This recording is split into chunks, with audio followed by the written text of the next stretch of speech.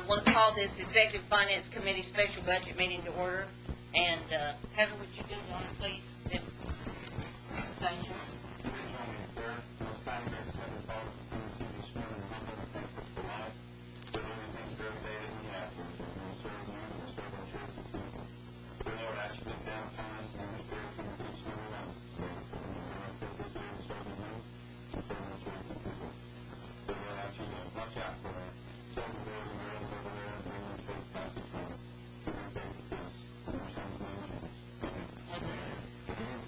Roll call. Linda O'Leary. Present. Joe Baker. Here. Bill Hankins. Jack Baker. Here. Roger Coleman. Bill Crittenden. Here. Gladys Brady. Charlie Garvin. Cherokee. Bill Johnson. Here. David King. John Keener. Jack Martin. John Stockhouse. David Thornton. Sarah Calvin Hart. Phyllis Sherman. Here. Okay, we have a forum. New business is the matter of taking up the budget, and I guess this is when it does.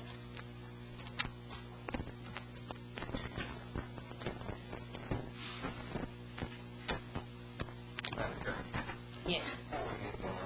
We've got a large contingent of Cherokee citizens here that would like to be heard on the budget, and I think everybody has received a letter from them, and some of the thought going through.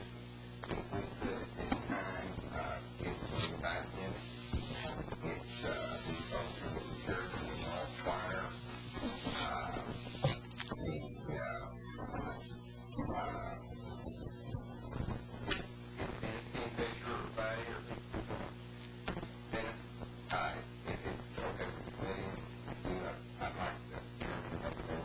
We have that form of the motion. Okay. All those in favor? Aye. All those opposed? Motion carries. All right. Yes. Mr. Kingfisher. Welcome. Yes, I'm the director of the Cherokee Adult Choir. I've asked the Vice President, Amy Morrison. Just a minute, Mr. Kingfisher. We may have to turn up your mic.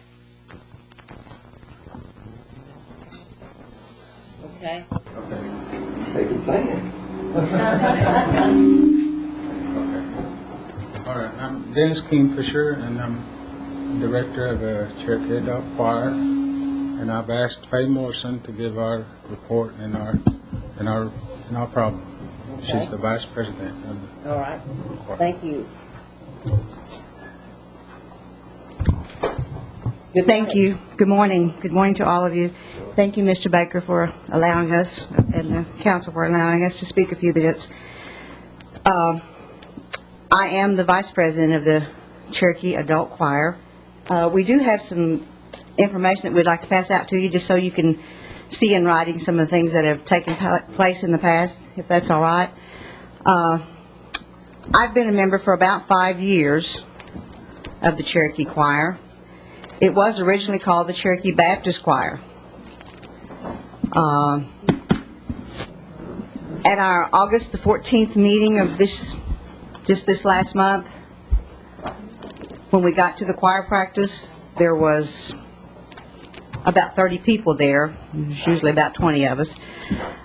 But anyway, their former president asked to speak, and she was allowed to speak.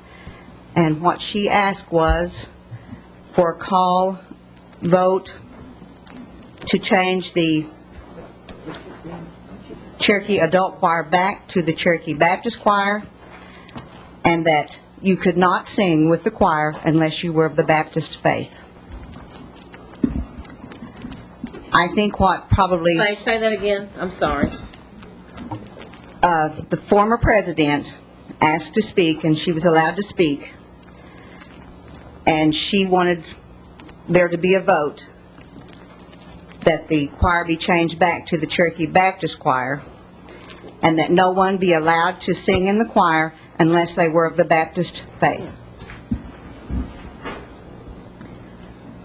I'm a Methodist, and there are several of us that are Methodists. We have a Presbyterian, we have some non-denominational members. And we were just just sickened. We felt like that we were just to sing the Cherokee hymns as adult Christians, and I didn't really even know who all was Baptist or who wasn't. I knew who went to my church, but, I just didn't feel that was a point. Okay, hold on just a Yes. second. We have a counselor that has a question. Yes, sir. Yes, thank you. The letter that we received talked about the possibility of the Baptist membership being in the original bylaws, but those were never presented. Is there a copy of those available? I'm pretty sure that's what the letter said. Okay. We have a copy in this pamphlet that we passed out of the bylaws that were given to us when we started to rewrite the bylaws to change it to the Cherokee Adult Choir. And I haven't received a copy of that yet. Okay. But is that the requirement in those bylaws?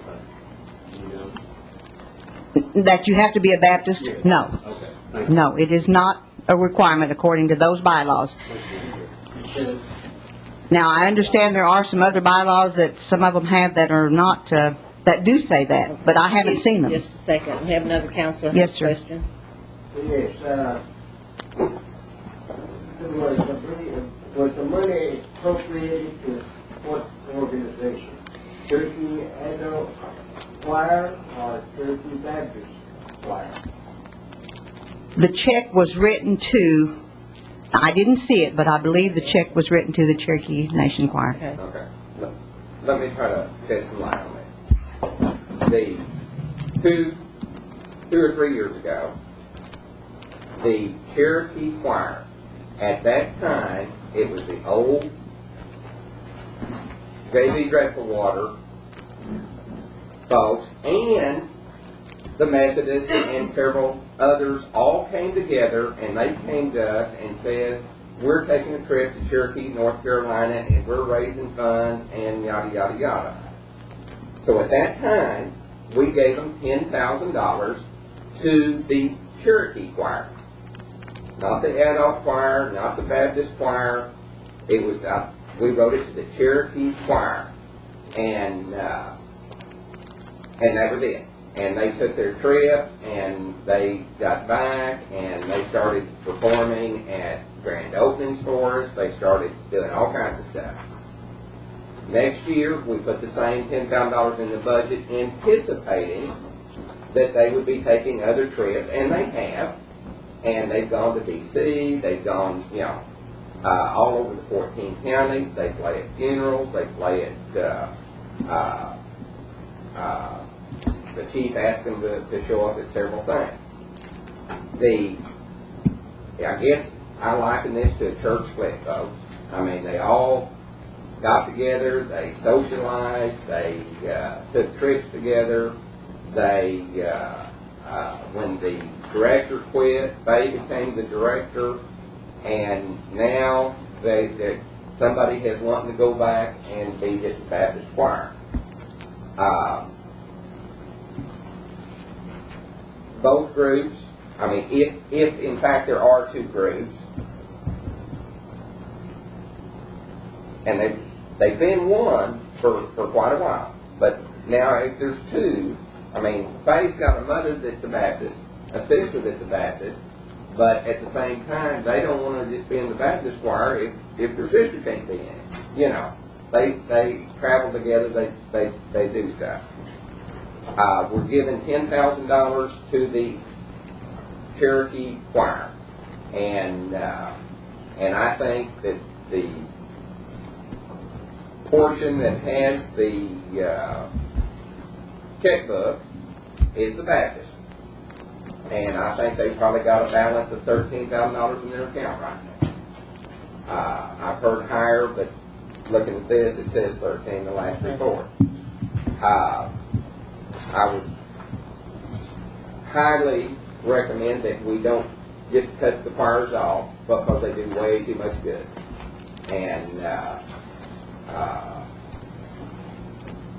And if we want to continue to promote our heritage and our culture and our Baptist singing, and these folks get together, they practice, they go back to their home churches, and they lead the Cherokee songs in those churches all over 14 counties. And they're not just Cherokee County. I mean, they're Delaware's, they're May's, they're all the county. And they come together, and at one time there was 80 some that were participating in some of these large events. So I guess I'd be for funding both of them and have and I wouldn't be opposed to funding them both at $10,000 a year. But if we wanted to cut that down, then obviously that's our call. Okay. Kara? Thank you, Madam Chair. And John? I've been thinking about like the situation and stuff. I don't think we would have two youth choirs because of dissension between the groups. So I would propose that we find well an adequate single adult choir, and those folks need to be accountable for the money. Just because we could fund a second group doesn't mean we don't go back to that other group and demand where's the money and how was it accounted for, because it was supposed to be for Cherokee people. But I would rather have one group that's properly, it's done in a good way and inclusive, because right now I don't think any of my Rogers County folks participate or even understand how to participate. So I'd rather see one choir that's inclusive of all the 14 counties and doesn't have the separation based on church affiliation and these other things, and just fund it well to where if an adult Cherokee wants to participate, they could participate anywhere in the 14 counties. Because I see that the Oklahoma Women's Baptist, Indian Women's Baptist Choir, it's huge. And it works well that way because there's always enough ladies to attend a funeral or some of these other things, rather than having divisions and then folks will pick up on one choir and not the other, and one choir will feel excluded from one group of people or event. I mean, that's what I would see happening, and I wouldn't be able to support two choirs, but I'd rather take one choir and do like 30 grand or something than do two choirs for 10 grand each and encourage the continued behavior, which is, I think, what would happen. So, Okay. thank you, Thank you. Johnny? Madam Chair, the way that I understood this was that, whenever I first heard about it, was that this check that is in question now was actually cut and laid out to Cherokee Adult Choir. Was it? I think it was made at the Cherokee Choir, and what I did was they called and said, which choir is this? And I said, it's the adult, not the children. And that's how I got earmarked adult. Because I wanted them to know that was for the grown-up singer. Cherokee Yes. Adult Choir. It wasn't a supplemental to the children's Not choir. to the Baptist Choir. Cherokee Well, Baptist. It wasn't even a Baptist choir for the last 3 years. Okay. It was, Well, that's what's organized now. They're supposed to have the checks. Cherokee Baptist.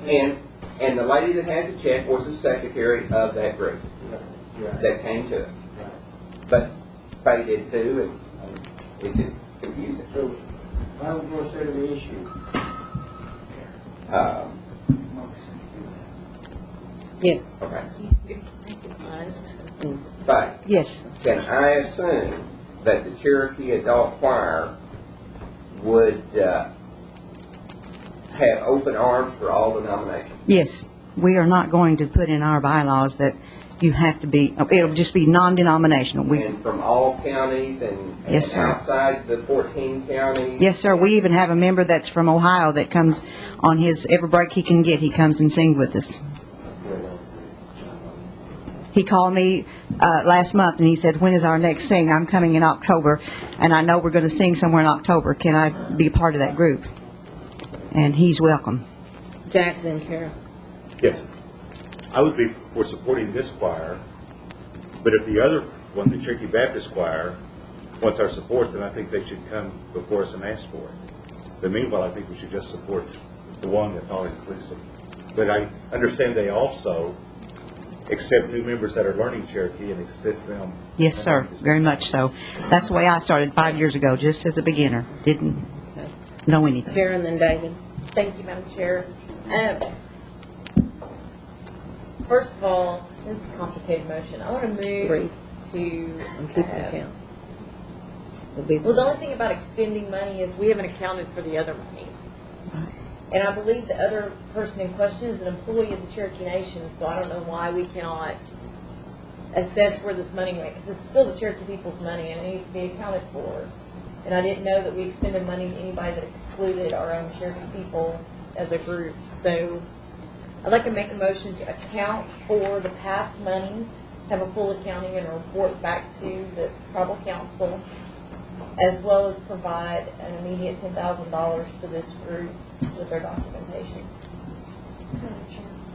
Point of order, I think, although I don't have any opinion yet one way or another on this motion, I just think that I thought we were just discussing. We are discussing. To do the budget, Yeah. doing a review of the budget. Right. So we didn't amend the agenda, we just. No, voted to you're do it. right. So we're going to. Thank you for your point of order. And David? Yes. I've been standing outside for a while, I have no business to. My thoughts on this totally is to support Cherokee Nation as a choir. We want to choir for the Cherokee Nation and let everyone in, let everyone sing that wants to sing, and if another choir wants to come in and sing with them.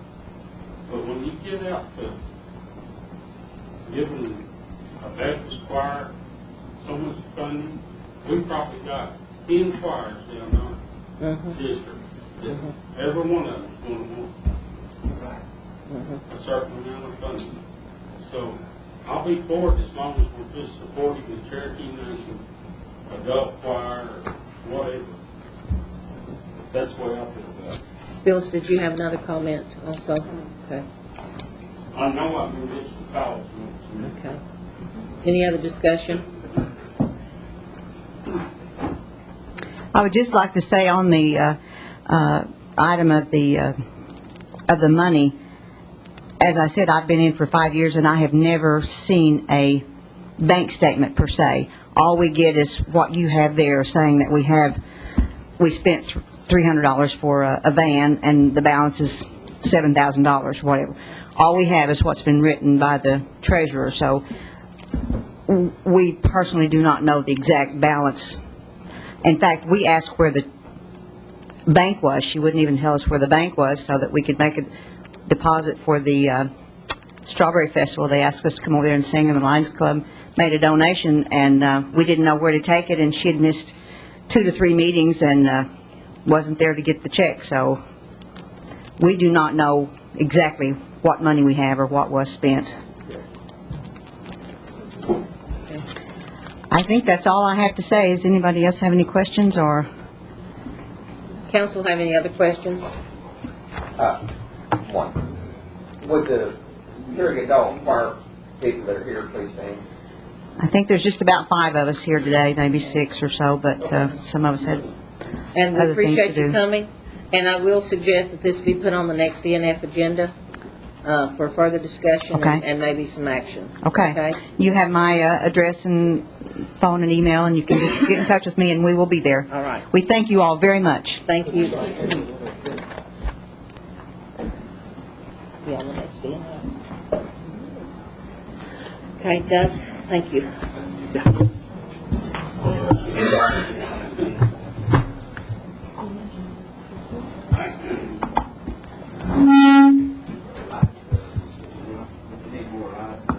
Be turned on for the fans.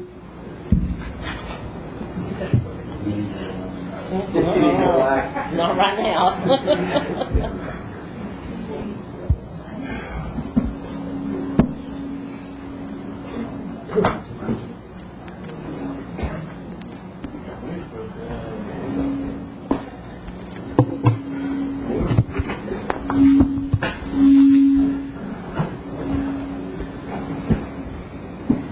Okay. Okay, as we pick back up on our budget review, I want to thank you again for the privilege of the opportunity to review the Cherokee Nation Comprehensive Budget proposal submitted by the administration. We went through quite a bit in a few hours yesterday, and I'll try to maintain my pace this morning through the rest of the divisions. I think it is very possible that I can get through the rest of the divisions by noon.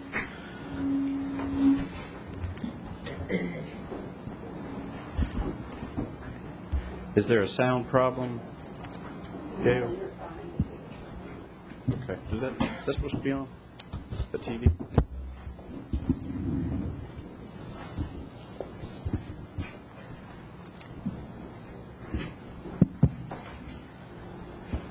Okay. Okay.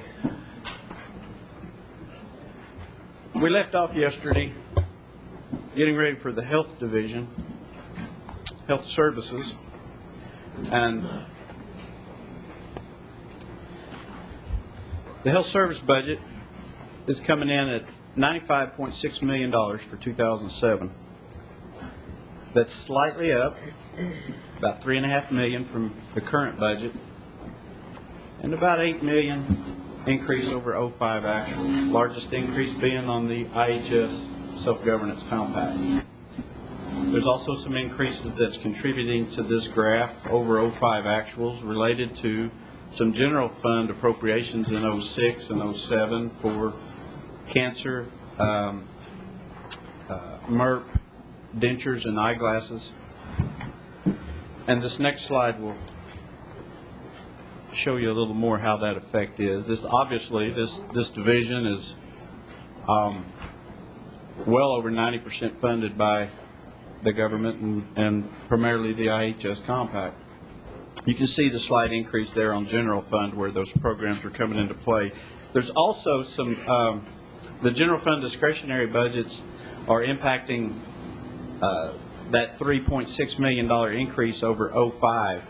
And that's for those special projects that you appropriated and the division requested this year, not too many months ago, for, you may recall, these electronic health record, the database consolidation project, the medical coding and imaging project, which I think was a kind of a partnership with the Tahlequah City, and as I mentioned, the cancer, denture, and eyeglass appropriation. So that's what's driving that increase on the discretionary side. The health salaries have a very nominal increase over the 06 budget. There's a 25% increase in budgeted salaries over the 05 actuals. And as we discussed yesterday, this division is largely affected when high-paid health care providers, doctors, and other people that the market requires a significant salary to be able to recruit these positions. While they're vacant, they can affect this this variance compared to the actual. There's a 5% increase over the 06 budget. So that's, the budget's not changing much. You see a few position increases in it. It's consistently increasing full-time equivalents at a marginal rate. The first department of the health services that we'll look at is the executive director, or the group leader department. It's showing a $7.9 million decrease, or 17% compared to the 06 budget, and that's the capital projects fund for the partial completion of the new clinics. That's contributing $9 million of a decrease, or 10, excuse me. But that decrease is not a removal of funding. It's partially related to partial completion of the construction projects and partially attributable to how we're accounting for those capital projects. We also have an addition of a debt service requirement related to the construction bonds of $2 million. Tribal funded initiatives for this next year include electronic health records project, which my understanding is phase 2 of that database consolidation project. That's $646,000. The database consolidation project again for $446,000. And the completion of the medical imaging document scanning project that began this year for $156,000. There's a $26 million increase over 05 actuals, which is entirely related to the capital projects fund for the new clinics. The next department is the clinical support services of the health division. It's got a nominal 1% or $212,000 increase compared to the 06 budget. That's largely related to the NARCH or NARCH grant, which decreased $800,000, but it's more than offset by $1 million increase in the cancer treatment subsidy. The clinical support service has a $1.9 million increase over the 05 actual spending, and that increase is in the denture, eyeglass, and cancer subsidies that came into play in 06 off the general fund. The administrative support department has essentially no change, but there is a general fund request. Wait a minute. I think I've got a typo in my report on the second line of the comments under administrative support. Disregard that second line. In comparison to the 05 actuals, it's a $693,000 increase. And that's in administrative costs that have increased by $693 on the compact funding, with MIS increasing $457,000 or 182%. Health finance increasing $105,000. This is 07 budget compared to 05 actuals. And a slight increase on the billing department. The next department is direct care, or the clinics, that are all rolled together. $2.4 million increase compared to the current year budget for 6%, and $3.5 million increase over 05 actuals. 2 additional full-time equivalents, which is almost unmeasurable due to 450 employees in this department. The clinical budgets appear to be relatively flat with relation to funding adjustments from the IHS compact. Community health and preventive services has a $1.6 million decrease over the current year budget due to a reduction of over $870,000 on the DHHS funded diabetes grant, as well as a $400,000 reduction in the HPDP project.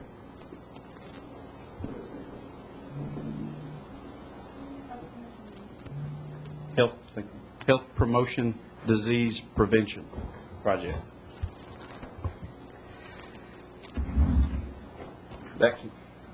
Are there any questions on the health division? Council have any questions?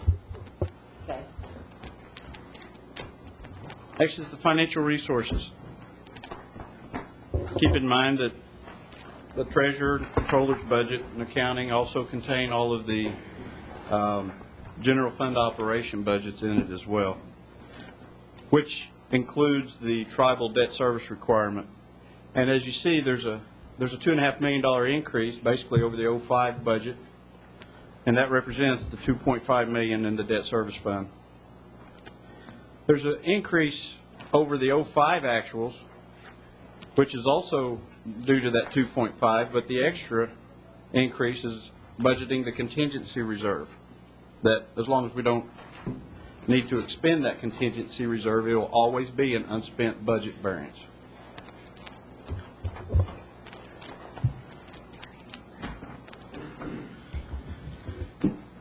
You can see the contingency reserve effect on that gen fund portion of this chart. And the debt service over on the far right set of bars.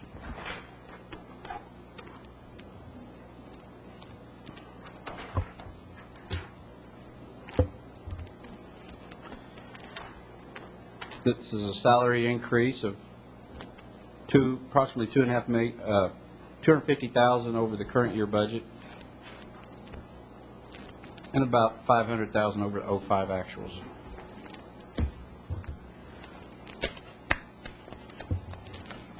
Positions are remaining relatively flat.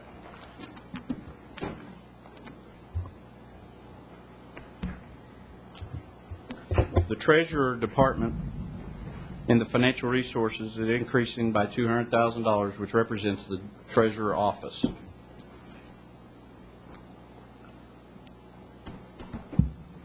That Treasurer Office obviously accounts for the expenses related to the Treasurer Cabinet position, as well as a financial analyst that's in the budget.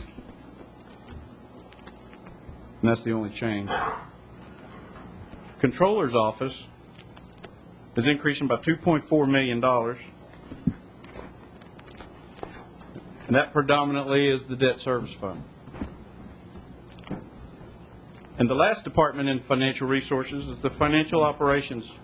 I'm sorry, they're not the last department. But the financial operations department is budgeting a $9.8 million decrease, partially due to the removal of the Rama settlement funds in 07, which accounts for $5 million of the variance, with the balance related to the general fund operations budget, which has a significantly less amount of carryover budget in 07. And we've gone through the carryover that's contained in detail yesterday. Yes, just Yeah, Can- please. Madam Chair. Doug, I don't know if you can answer this, maybe Callie can. I'm just a little bit confused here under the comments in the Treasurer's office, it's saying that the budget is being submitted to cover half the Treasurer's salary. Just curious where the other half is, or in front of another group, or? It's in the controllers, which is funded through IDC. Okay. Make sure that you got enough in there to run the office. I know it's the first time and all. Right. The way the budget was submitted, it was to be funded one half from IDC, one half from general fund. If you're comfortable that that's enough to cover the position, that we need one analyst? Initially, and the reason for that is it's one of those positions that's probably going to be difficult to recruit for. As we start into 07, we're successful in recruiting one analyst, and it looks like we're going to need more, and I probably would come back and ask for a budget bond at that time. Thank you, Madam Chair. Thank you.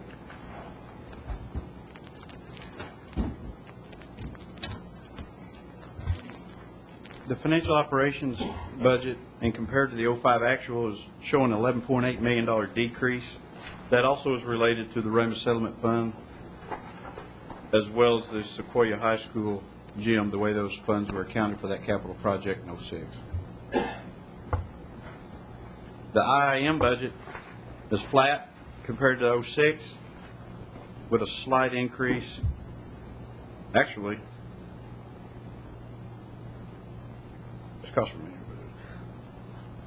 the budget is combined with the controller's budget. The reason there's no change, I guess it was combined in 06.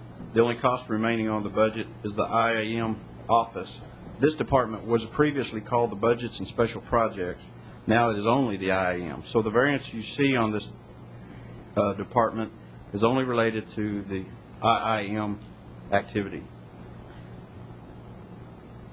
The last department or item is the indirect cost pool recovery.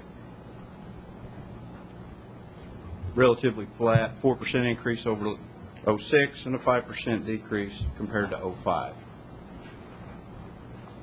Any other questions on the financial resource review? Okay. Moving right along, the community services division or group. Here's where we see the impact of what I was talking about yesterday with the roads. There was $16 million expended in this group in 05. 06 budget was $40 million more than that. And basically the same for 07 budget. Of that $40 million increase compared to 05, $29 million is related to the IIM roads. HUD funding also accounts for another $9 million. And again, that's in comparison of 07 budget to 05 actuals. The chart by funding source supports that, and as you can see, the DOI roads is about $30 million more than what was expended, $29.5 million more than 05.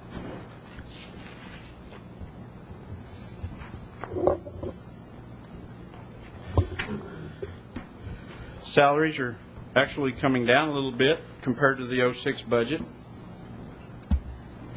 with a slight increase over 05 actuals. The first department in community services would be the administration department, actually reducing its budget by 1%. It's reducing it by 13% compared to 05 actuals. The slight decrease in the community works project of $459,000, which is partially offset by an increase in the HUD funding for research and development activity in the IHP of $108,000. There was a significant increase in the IDC-funded group leader budget of $193,000, or 72%. The next department is the community development.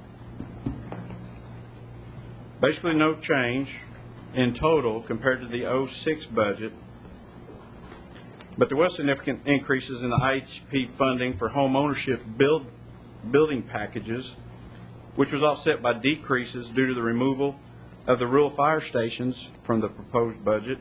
Cultural renewal, the fire stations was $250,000. The cultural renewal budget of $75,000, and the community garden of $36,000. And compared to 05 actuals, So I said this is saying that we don't want to help the rural fire stations again this year. Is that what they're saying? well, I can say is it's not in the budget.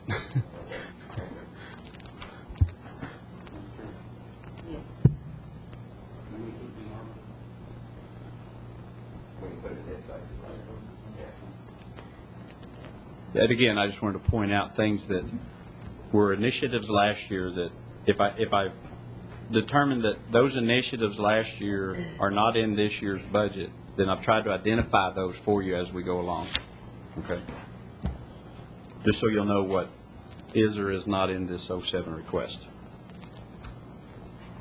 Community development in compared to 05 actuals is a $3.9 million increase. And that's due to the ending housing plan's new construction and rehab budgets being budgeted at the nation beginning in 06 instead of the housing authority. So we're seeing the impact compared to 05 now from a budget to actual perspective. The next department is the engineering and sanitation facilities. Slight decrease compared to this current year budget of 3%, or $262,000. There was a significant increase in environmental health funding on the compact of $746,000 in the budget, but it was more than offset by decreases in the individual water and sewer program of $200,000 and the individual sanitation facility construction of another $176,000. $4.2 million increase over 05 budget, or 05 actual, which is 128%, which primarily in the environmental health projects in 07. The next department is the housing department. The housing budget is being reduced compared to this year's budget of $6.8 million, or a 75% reduction. The reduction is related to the removal of all IHP funding from this department starting in the 07 budget. We talked a little bit yesterday about the new housing service group that was rolling up under the Office of the Chief group. I think that's where a lot of this funding went. So it's an organizational change, I think, partially.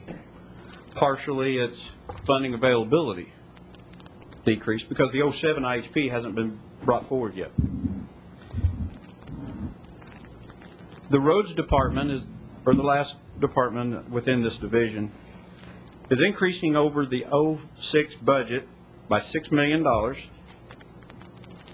anticipating increases in the IR road program, as well as increases in the motor fuel and motor vehicle road budgets due to, I think, some carryover that's coming into play. They're partially offset by the absence of the new tribal bridge program budget of $225,000 from the 07. So that's another budget that is not contained in the 07 as a recurring item, and that's the bridge program. Roads is budgeting $32 million more than the 05 actual spending level, and again, due to budgeting all the entitled road funds in comparison to what was actually spent in 05. Are there any questions before moving? Yes, Jackie Ball. Thank you, Madam Chair. Doug, this tribal bridge program, was that program we put together more or less last year? You know, I noticed in the report that a lot of that get extended. That's right. Thank you. And I might point out that I'm not really sure when the roads department submitted their budgets, but it may have been around that time when you had created the bridge program. So, you know, their deadlines back up way up into the year from when I get this budget. Bill Johnson. Yeah, and the, Michael, can you come up just a minute? It's showing that we've spent no road and bridge money, or no bridge money. But I thought one of my commissioners already built a bridge. There's been quite a bit of dollars obligated, but to my knowledge, we've not received any invoices as far as we haven't physically expended any to date. We've got several projects out there that are underway. But it's working good for you. Yes. County commissioners doing some good Yes. with it. And all, so It did get a late start in the fiscal year, and I think that's one reason that it hadn't had a lot of activity yet. But there has been some activity, and yes, it's working.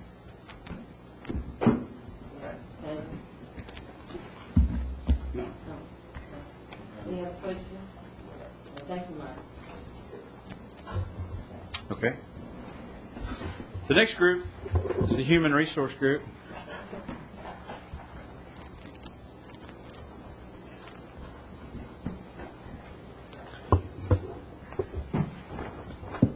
Showing approximately $300,000 increase over the current year budget, about a little over $500,000 increase over 05 actual. That's largely related to a new initiative the Human Resource Group is requesting in this proposal, and that's a recruiting budget for $420,000. I'll get into a little more detail about that request as we get into the other analysis. But by funding source, you can see there's the request is the Gen Fund. This particular group has historically been predominantly funded by the indirect cost pool because of the nature of that group's activities and services that they provide to all the programs, federal or tribal funded. But now they're requesting general fund dollars, and that's what that increase is right there. They've got one other smaller request. I believe that's something with history course, but 420 of it is of the general fund is that new budget. You can see the salaries relatively flat. Well, you see a small increase in the budget, but compared to 05 actuals, there is a pretty good increase. And I'm not really sure. I'm not really sure why. I think we're only seeing about a 5% increase on the budget to budget. So obviously there's some vacant positions out, or there have been some increases in staffing since 2005. And here's the staffing levels. I'm not really sure how we went down in staffing, but salaries went up that much. But again, this chart, I want to make sure everyone understands that this particular chart is not dynamic. It's stagnant. These numbers come from the Comprehensive Budget Act as they're submitted at the beginning of each year. I have no way of changing these throughout all the mod packages throughout the year to reflect end-of-year staffing numbers. This is only what's requested at the beginning of each fiscal year. So if they do budget modifications or they do line item reallocations and increase more full-time equivalents in here, I won't know it until the next budget cycle. Nor do I have access to that part of the financial system that deals with human resource and salaries or positions. I realize that You have a question, on, Taylor? yes. Maybe this is more of a question for Mr. Patello. Just curious on the history course. I was one of the volunteer teachers there, and I really think it's one of the better programs for our citizens to know more about their past and to get involved. I know that program is going to be changing. The budget's still flat. I always wish that it could grow more so we get to more people, especially now that we're trying to represent some of those folks at large. Could you tell us a little bit about what's the future for the history program? I mean, if the budget's staying flat, are we going to have somebody replacing Julia? You're asking that question of, yes. Michael? Yes, please come forward. Please, thank you. Thank you, sir. Good morning. Good morning. Michael Battello, the group leader of Human Resources, and we have asked for funding to continue that initiative. We do plan to replace Julia, and so our hope is to continue to do all the good things that history program has done in the past and continue to do that in the future. Would there be any ways to expand it? I know it was run really tight.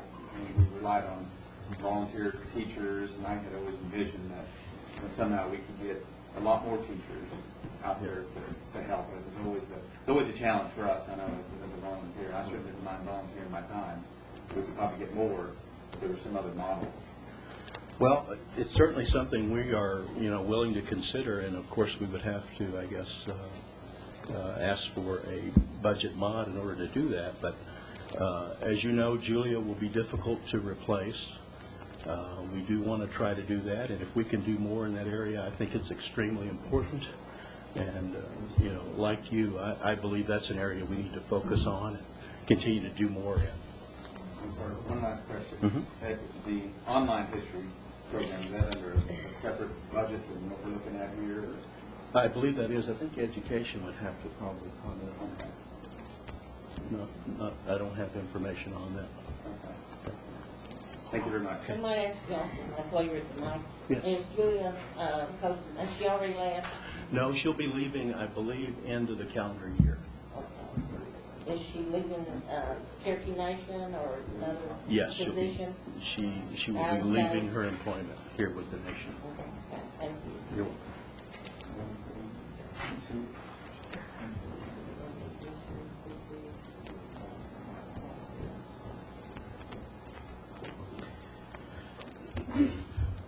On page 138, where I've reviewed the individual departments of human resources, the reason that I left the benefits department, which no longer exists, the staff training and development, which only has that history program in it, and the personnel and compensation, which no longer exists. I had to keep them on there so you can see the 05 numbers in comparison to the 07.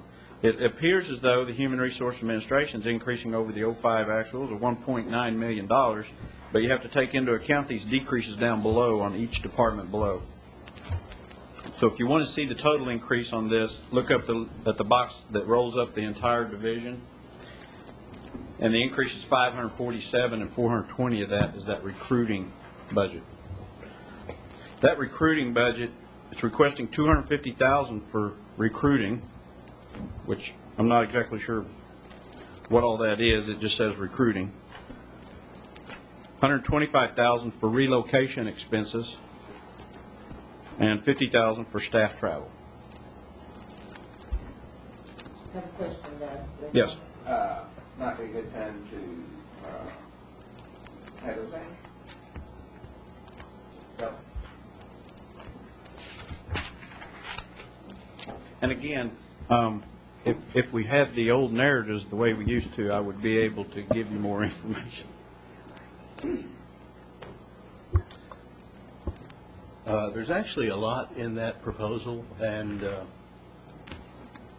as the budget for HR has remained flat through recent years, there's probably been less and less actually done in the area of recruitment. And so, in this proposal, we want to do several things. One of those is to start several new programs and begin to do some things that are really part of any basic recruitment program. Things like having better contact with our applicants, getting an acknowledgement back to everyone that applies, encouraging them to reapply for positions if they're not selected. We'd like to start a employee referral program in which there would be some incentives for employees to refer qualified applicants that are selected. We want to do more, as Doug said, travel, job fairs and conferences where we can contact qualified applicants. We have a need to develop new recruitment materials. We want to do that. Relocation. When we identify these, and I'm speaking probably with a big focus on health, as you noted yesterday, there were many positions that were in health that had been open for a long while. To be competitive in the market, it is essential that an employer offer relocation, perhaps sign-on, to get those people on board. I think once they're here, we do a good job with our benefits and comp plan to keep them here, but attracting them with those kind of initiatives is really essential. And then some very basic things like reimbursement of relocation and interview expenses. I mentioned the relo, but the interview expenses is an important part of that as well. And that often involves travel, which, as we all know, is pretty expensive. Other questions? These programs that you'd like to initiate, how many new employees are we talking about just to manage those programs? To manage those, we intend to do that with the staff that we have now. As someone noted yesterday, currently we have about 230 or so open positions. And when you look at what will happen with staffing the Muskogee Clinic and then some other initiatives, we'll probably have twice as many openings when those things get going in the next year. But you feel your current staffing level can handle that? Yes. Also, on the page that we're on now, and this is actually what we show only a quarter of the employee's salary being paid under benefits, staff training, education, compensation. Julian, is that it? And there were no other employees affected in these divisions?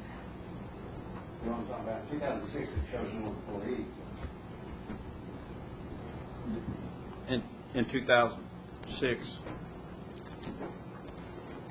Full-time employees budget is zero. Under benefits, zero. Under staff training, zero. Under personal compensation, 25%. yes, they all moved into the Human Resource Administration Department. They just consolidated 4 departments into one, but we left staff development and training out there to only hold the history program. So 28.75 represents all employees in that division. Yes. Thank you. Did you?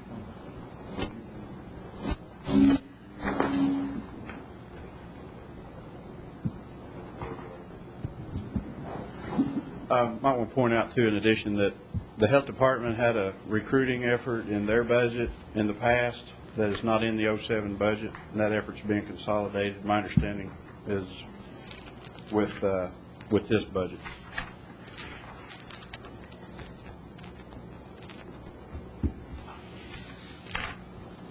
Any more human resource? Okay. Yes.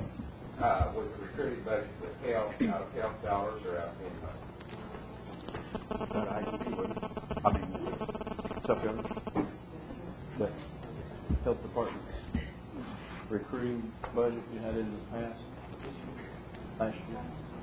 Last year. I mean, It funding was source. gen fund. I'm not sure. You're talking about the 06 budget that health had for recruiting? Yes. That should have been gen fund. Go back to your. Yeah. Oh.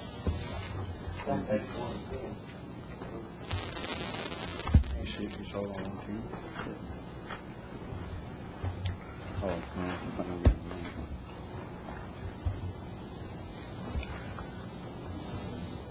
It's on page 114, under tribally funded There it is. health employee recruitment Yeah. Yeah. in the 2006 budget.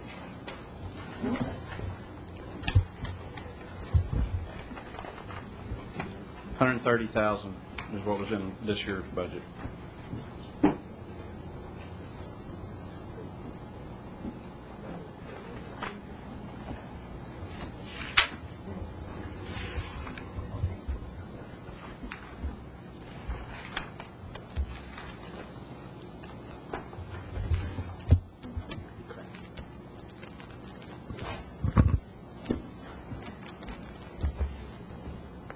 Any more questions? Move on into management resource budget. See a decrease here in the budget compared to 06 of almost $5 million. It's a decrease of almost $12 million compared to 05 actuals.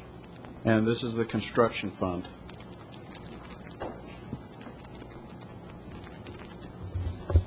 The next slide will show it to you a little better. You can see the third group of bars in the construction fund has been removed out of this division, and that's predominantly what's driving that total budget variance.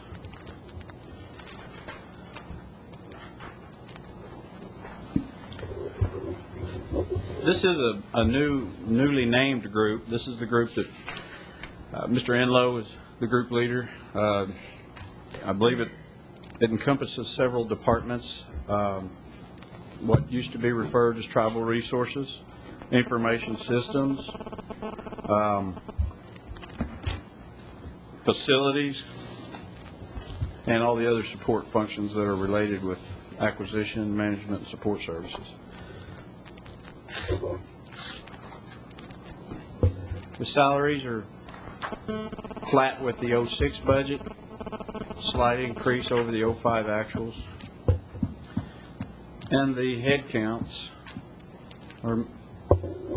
show a slight increase from year to year.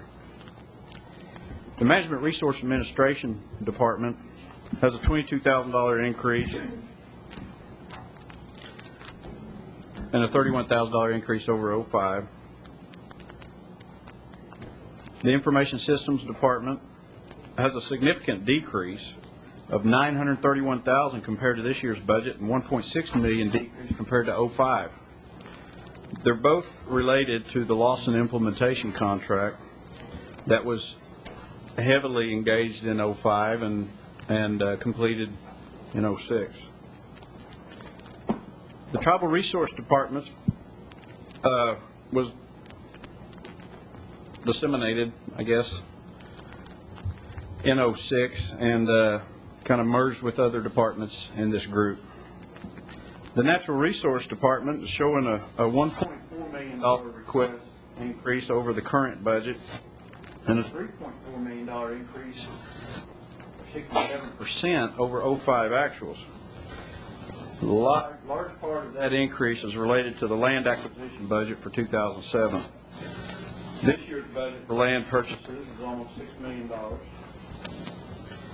Or this proposed budget is almost $6 million compared to $4.2 million in 06 and $2.6 million in 05 of actual purchases. Again, those are funded by the settlement fund from the Arkansas Riverbed. The increase in 07, I might point out, we talked about it yesterday, you may recall, that increase from 4.2 million to 6, or $1.8 million increases in the form of carryover, and they did budget their carryover.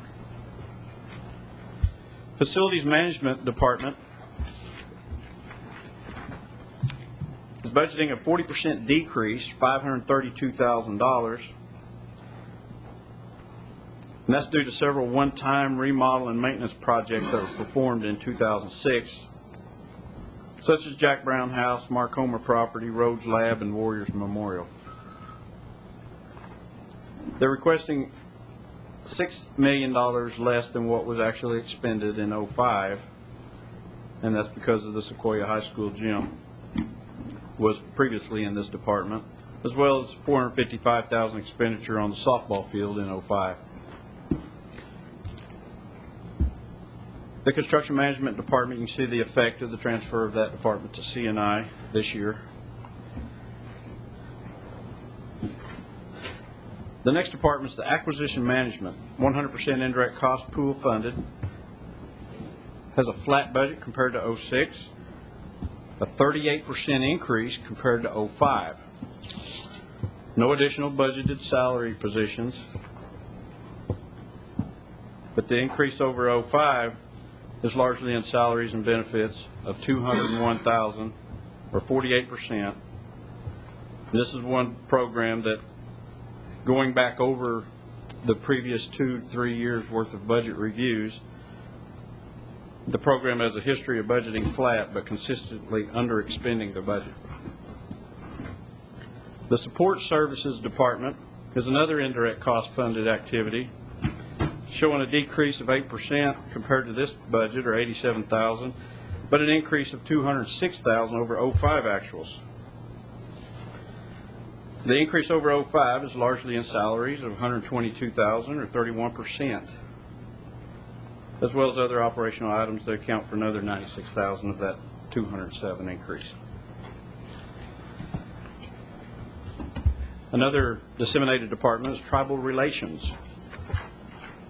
Won't be on the future reviews for this department. The last department is Risk Management. It's another 100% indirect cost funded activity. It's budgeting a 13% decrease, or $119,000 below the 06 budget. That decrease is due to the Katrina relief effort. The budget over 05 actual is a 125% increase, or $450,000.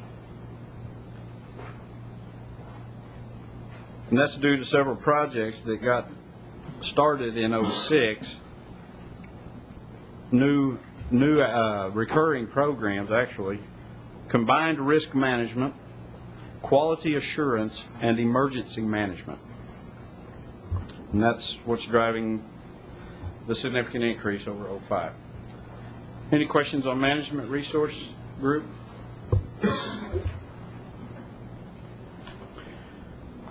The next department is Commerce Services.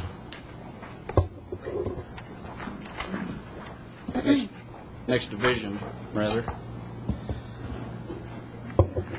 Showing a slight decrease compared to the current year budget, but a significant increase of $3.2 million over the 05 actuals. The majority of that increase is HUD funded, and one major program that's coming into play is a new financial planning budget related to mortgage assistance program. Should be able to see that on the HUD comparison, the $2.7 million of HUD funding in commerce compared to $144,000 in 05.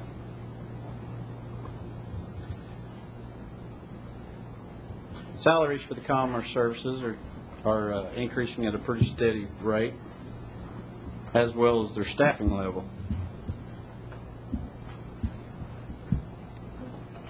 The salaries and staffing increase are predominantly related to that mortgage assistance program, as well as the Business Assistance Center.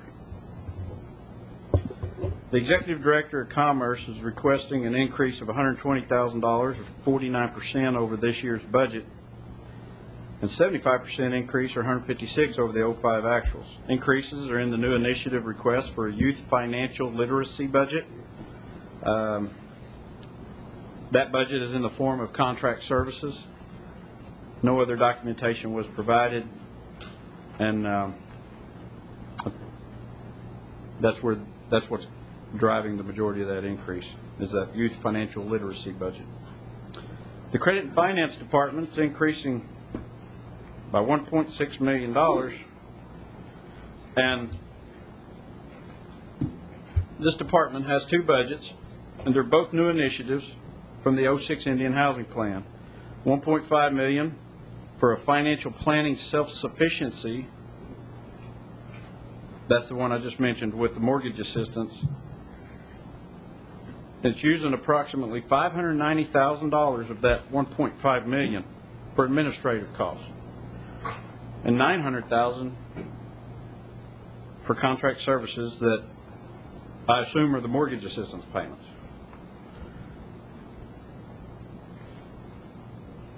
One thing I didn't understand, I noted, was that the budget included a 3% merit increase to the budgeted positions, but they're nearly all vacant new positions.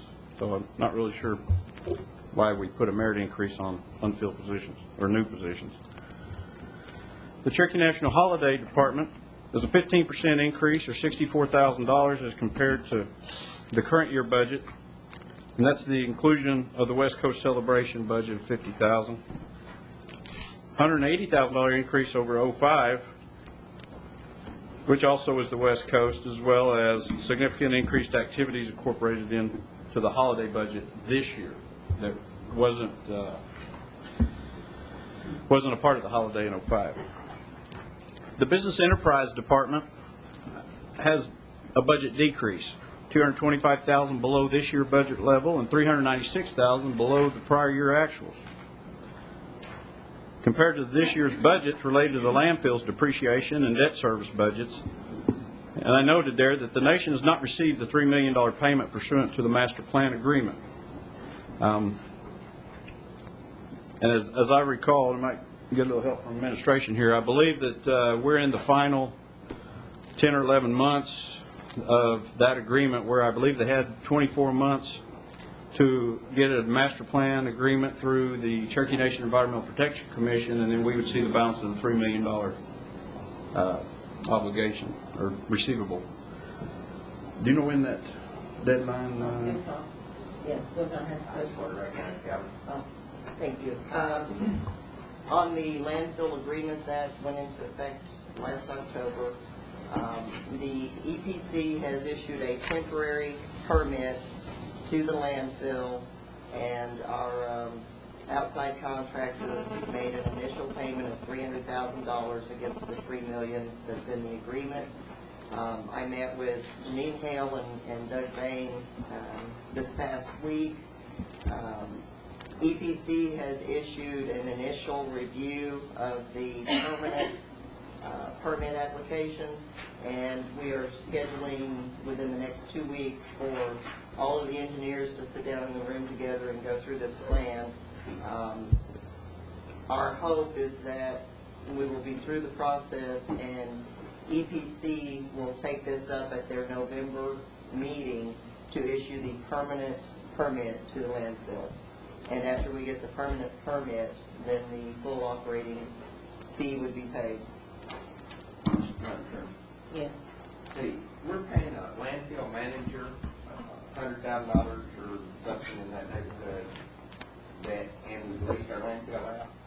I'm not following what you're asking. I guess I'm asking, if I lease something, I don't continue to pay a manager to do it. I'm sitting here going through these budgets, and I can't put my finger on it right now, just if I get up around $100,000 to find it. But we're paying a landfill manager. And we don't own the landfill. I mean, we own one, but we've got it leased out.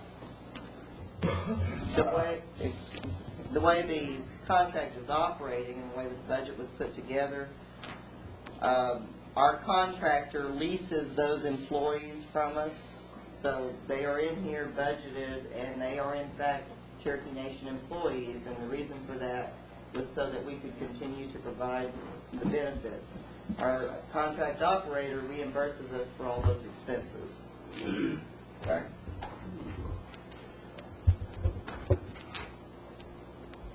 They've been doing that. Yes. That budget does have an item in its payroll worksheet. There's 27 employees at the landfill according to the budget, and there's an item below those employees called incentives for $60,528. What's that?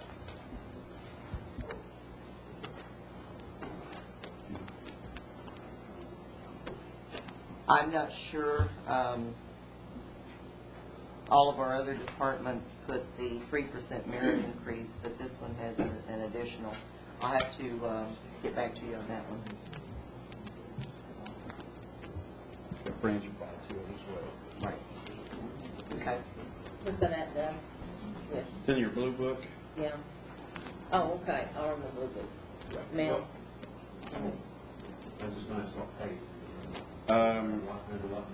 Oh, it's under Commerce Services, page 4.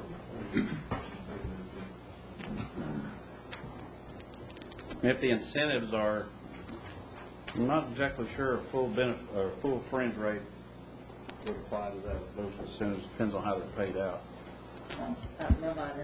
So I was gonna ask Callie, if we provide 27 employees, does the people that lease the landfill, do they have their own employees too? If they- This budget here is for the employees that remain on our payroll. Most of the employees at the landfill have been there quite some time, and this new company didn't want to have to go through the process of setting up all the comparable benefits, so in the negotiation process, that's how we came to this agreement where they would remain Cherokee Nation employees, but will be reimbursed for all of those costs. As far as ICI having their own employees, I don't have visibility to that. And I do know that it's a partnership with 2 or 3 investors. Can you get us a list of investors? Yes, I can get that. Yes, Chuck. Kelly, can you get us the total salaries that this group is paid, the total dollar figure? Total dollars? Yes, including benefits. Okay. Thank you. Thank you, Commissioner. That particular budget, including depreciation on the equipment, is budgeting $2.2 million in expenditures and $2.2 million in other income, which I assume is just the reimbursement of our actual expenditures according to the contract. It also includes income of $488,000 for goods and services, which flows to our bottom line.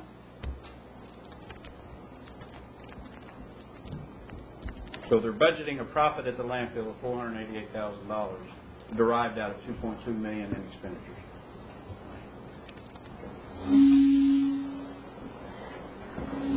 Tonnage royalties, which is what they sell.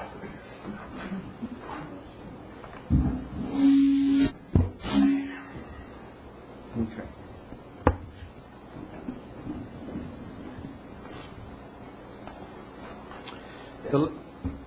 Sir. Is that a net after depreciation or after, the sales cost us $1 million something? I mean, are we filling up $500,000 worth of sales a year and, They're paying for our closure liability. okay, the closure, but are they gonna develop the new sales, or is that where we're gonna come in and spend another, $1 million plus to do another sale? And I guess what I'm saying is, if we're making $400,000 and they're burning up have to sell, and we're gonna be out of liability to build the next sale, It's a good then question. we're really not making anything. That's a good question. We spent a couple of $1 million developing that cell that's being filled up at this time. I understand that. And my question is that taken off is that portion of the sale being deducted from what we're calling profits? If it is, I can't see it in the line item, because there's only a post-closure reserve, which is the post-closure liability for environmental, and the depreciation expense, which I'm not sure if any of the depreciation expense applies to the depletion of the cell.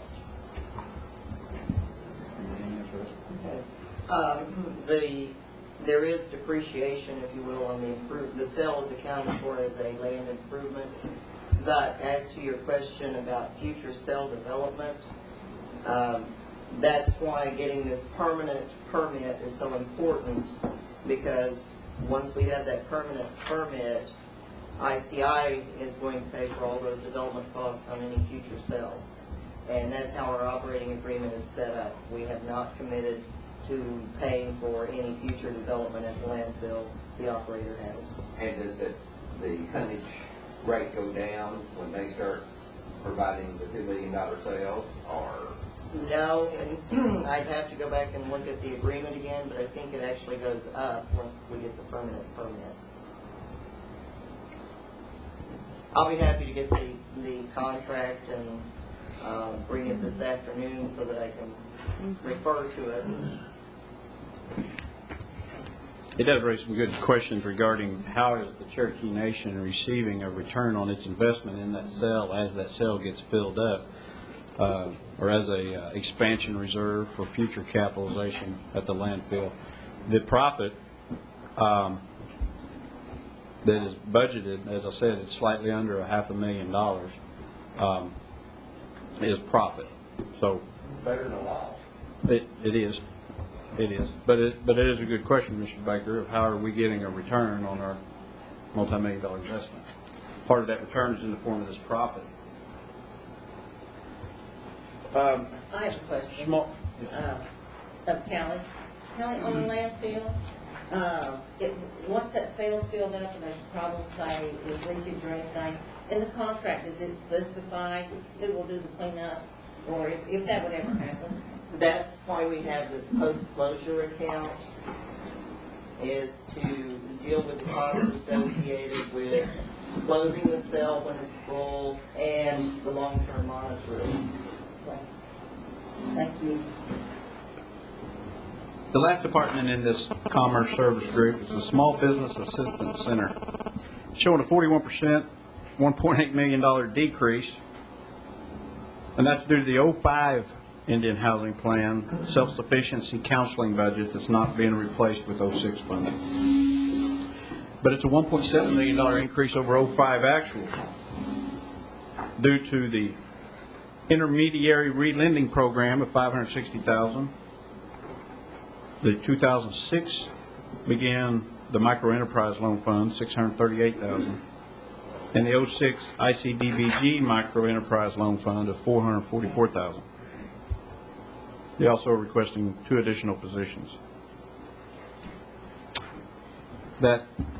Any other questions on Commerce Services at this point? The next group is the Human Services. See a flat budget compared to this year, almost $7 million increase compared to the 05 actuals. That increase is in the DOI Public Law 102 Child Development Grant or compact now. 47. That's what's driving that increase over 05. And you can see it on this chart. Not much movement in the other funding sources. Salaries are significantly higher than 05. 2.3 million, almost 50% more than 05 in this division. And you can see a significant increase in staffing since 05.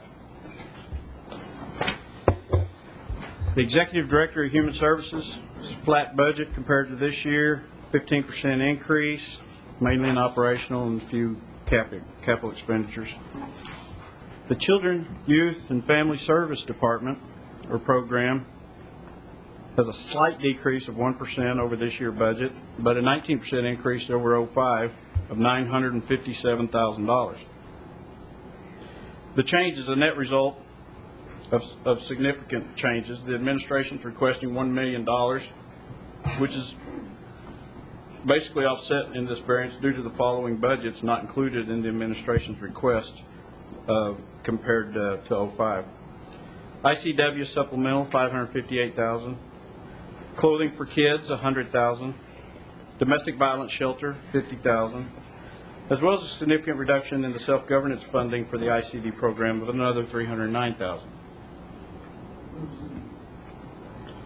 Now, those are all variances related to the budget of '06 compared to the budget of '07.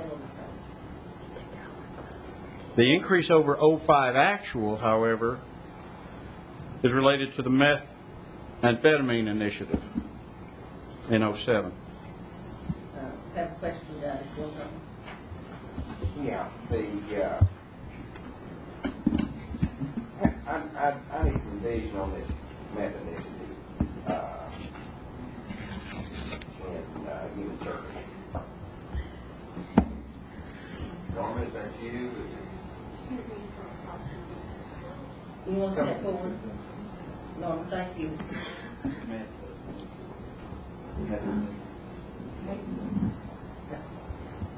Some of the projects that were funded through the SBC that these funds address, we had one of those related directly to methamphetamine. So they are in ICW, but we're relating them to also meth prevention. Is that correct? Yes. To coordinate with our anti-drug projects. And that's more important than the ICW supplement and the kids' clothing and domestic violence shelters and the... Well, it's all.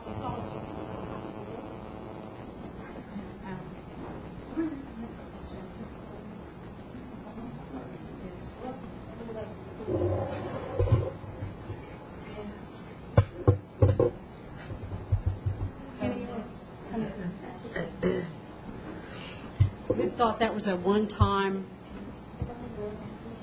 Are you talking about the clothing for school clothing? Yeah, I think auditors will really intend that to come forward again. Okay. We never had that discussion, so I'm sorry.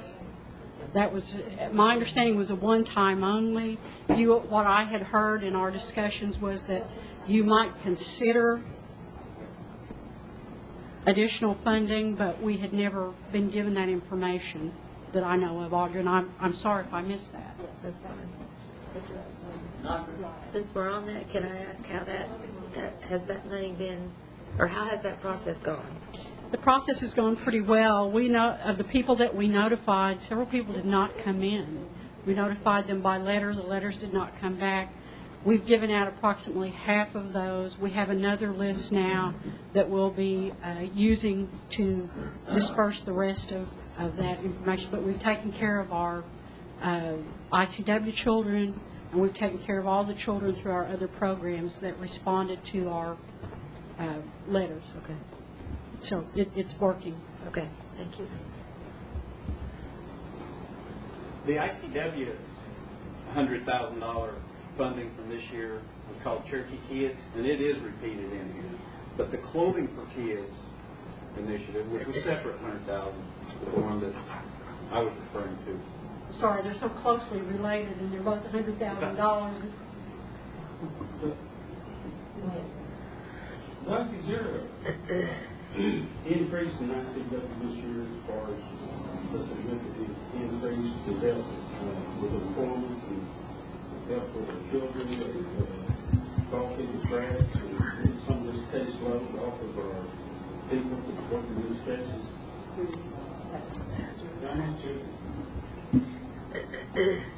I can kind of answer that. It's just a little over $1 million right now, but that's a 6-month budget. That's half of the annual budget. They only put 6 months in because that was an SBC initiative. And I think there's several of the SBC initiatives that were funded for 6 months. And Melanie, you can help me here. On the budgets that were for 6 months, we're going to be reevaluated at 6 months, and then we should be able to receive the remainder of that. So, another $1 million. We got funded for 50% for the first 6 months. Is that other $1 million in this budget? Yes. Doug is saying it's not in there. What's the? The ICW supplemental of $558,000 that was appropriated in '06, which was on the list yesterday, one of them that hasn't been obligated yet, is not in the '07 budget. They said that the funding is an additional $1 million for 6 months for this coming year. Who funded it? Is the other 6 months, Where's it at? supplemental in there? Right here. It's a $10 million budget. County unit. Where is that? That's gen fund? Where is that budget? It's the meth. It's called meth. It's called meth. Yeah, we didn't have it on ours as meth, but that's what it was in his budget. So we're just kind of finding out that it was called that, although in our planning, it's part of what we do in ICW is prevention. The thought is that ICW, Marshall Service, and Behavioral Health all submitted SBC requests related to drug control, prevention, and assisting families in getting there. And so the thought was that the three of them needed to collaborate on a plan to do that, because they all submitted separate initiatives that deal with the same kinds of issues. And so they've been meeting since that time to develop that plan. These were funded at 50% with the thought that we would reevaluate how well we're doing in 6 months and do a mid-year budget adjustment accordingly. Bill John has a question. Oh, David, I'm sorry. You know, funding that prevention program is all well and good, but how about the department that there's that is there existing now? We set aside $558,000 for that program. That money wasn't spent. That money was set aside and wasn't spent, wasn't put in that program for just here recently. Yes. You know, this pretty well pisses me off. And the main reason is because these children out there, they can't protect themselves. We're protected through ICW. These kids out here, they're not grown up like a lot of kids are.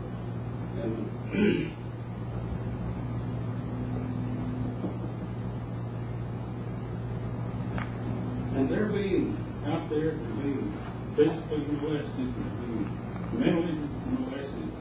And we've got caseworkers over there that's got 95 cases they're working on. When they ought to be working on 45 to 50 because they're way overloaded. And that funding was supposed to go to help those caseworkers and to help those children out here so we wouldn't lose them through the cracks. And, you know, these people out here are people, you know, they can't understand a lot of these lawsuits that's going on, but they can understand these kids not being taken care of. And I can understand that. And I want to see them taken care of. I don't care anything about what the politics part of this is, and I know neither one of you do, but I want to see them taken care of. And if I have to go ahead and add another $1 million for this budget for that department, I think this council will probably go along with it. Thank you. And I don't have anything against you all because I think you're doing a great job, but we need more than help that department.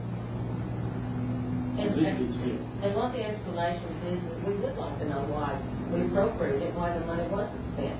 We had a specific reason, specific causes, specific needs at the time.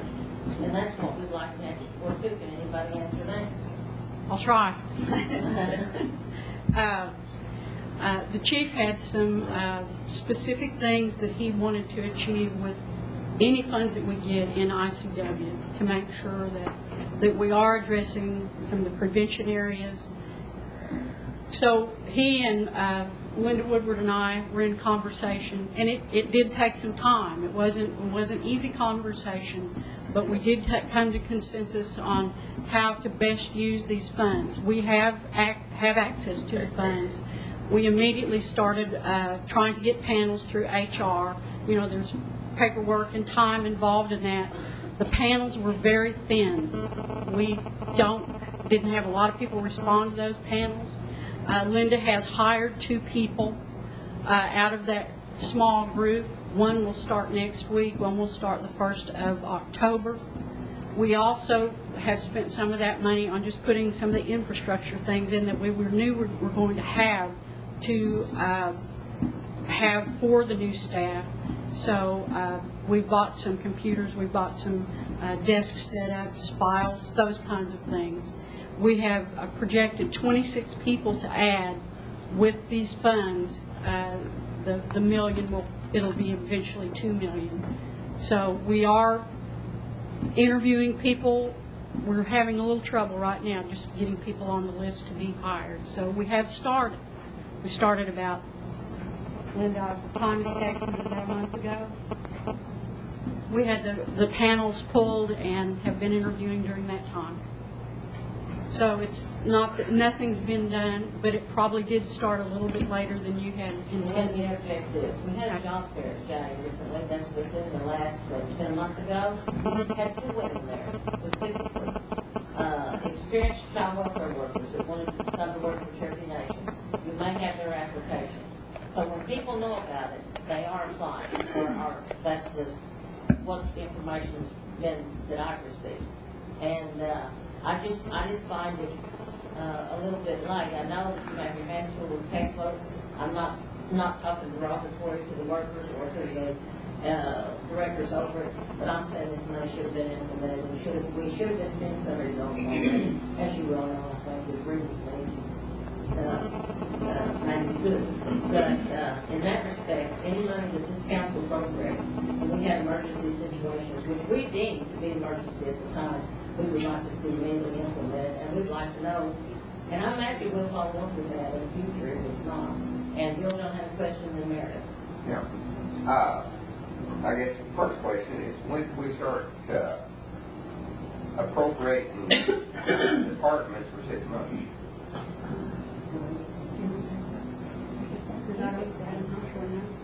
This one would be a new initiative.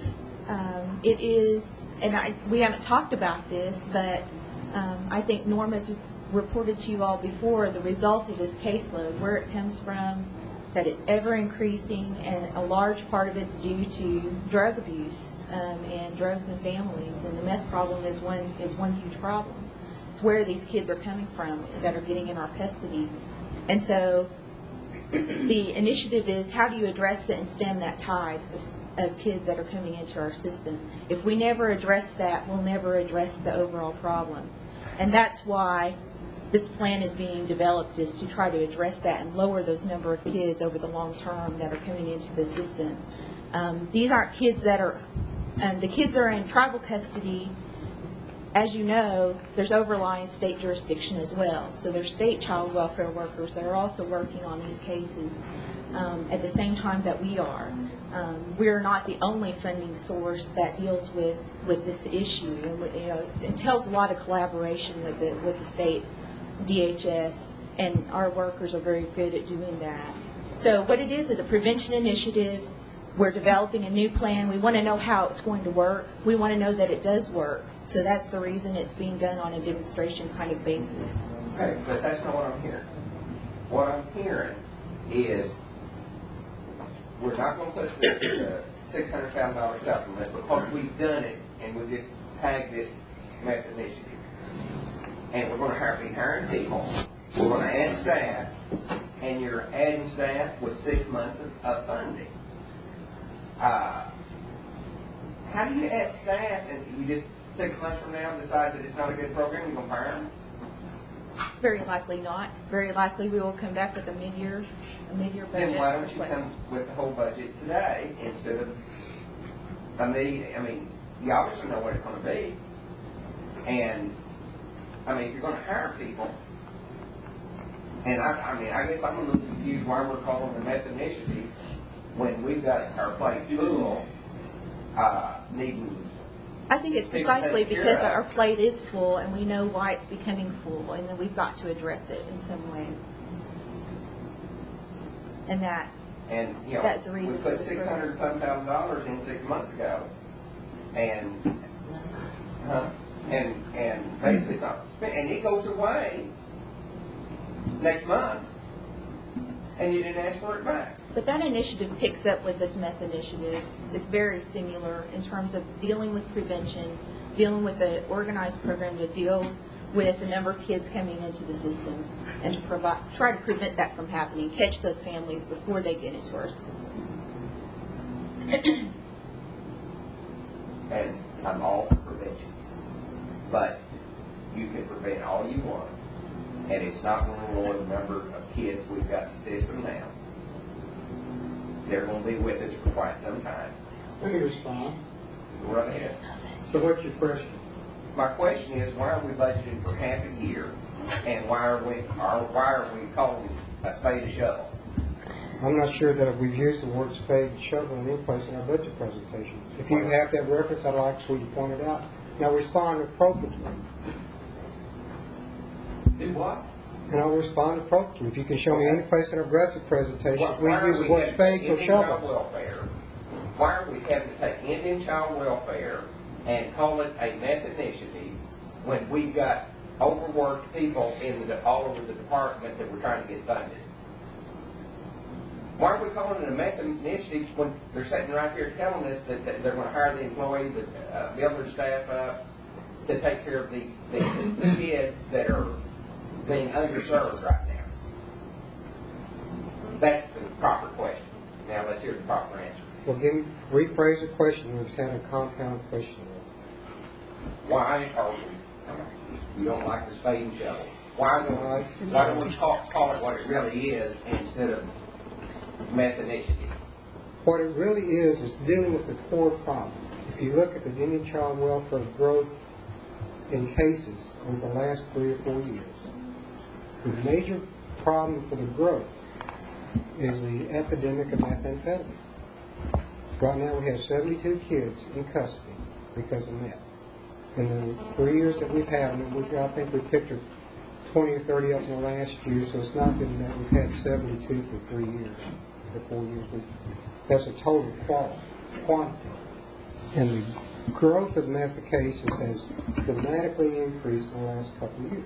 And that correlates with the meth epidemic.